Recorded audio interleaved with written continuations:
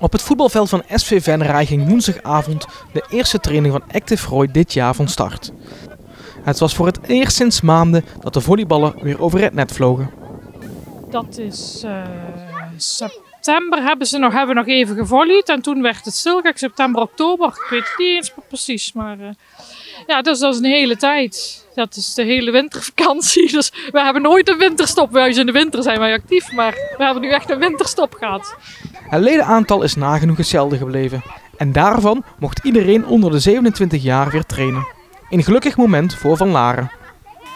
Ja, vooral de kinderen denk ik. Ze hebben al lang niet weer kunnen volleyen. Ze zitten thuis zich te vervelen achter de computer. En nu mogen ze, tenminste de jongsten mogen ook weer naar school. En nu ook weer volleyen, dus dat is heerlijk.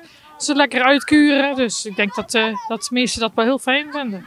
De senioren moeten nog even geduld hebben, maar toch is de club de binding met hen niet vergeten.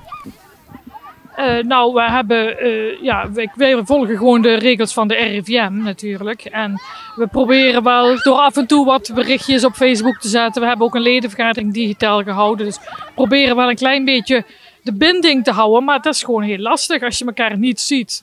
En ja, dan verslapt alles een beetje. Dus we hopen dat we nu weer een beetje kunnen opkrikken. Over de financiën maakt Active Roy zich geen zorgen. De financiën zijn verder goed. We hebben wel wat via Rijksoverheid wat geld teruggekregen voor de zalenhuur. Omdat het ging ook allemaal door, maar daar hebben we een tegemoetkoming voor gekregen. Dus dat hebben we meteen met de leden doorgerekend. En dat lukt allemaal wel. Gelukkig hebben we ook nog wat sponsoren die ons steunen. En ja, zo houden wij het nog verder goed overeind. Ook contributieheffing, dat hebben we gewoon door laten gaan. Dat moet toch, hè? En dat is allemaal prima gelopen. Er wordt nu reikhalzend uitgekeken naar het persmoment van aankomende maandag van premier Rutte en minister De Jonge.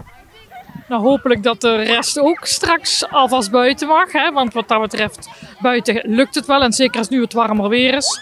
Volleybal doe je toch met je vingers en dat is met koud weer niet zo fijn. Dus zodoende, ja, hopelijk dat we hebben zelf ook nog even buiten gespeeld. Maar binnen is fijner, want dan hebben we alles bij de hand. En dan kun je toch iets fijner nog volleyen. Want ook met springen en zo op ongelijk terrein is toch wat linker.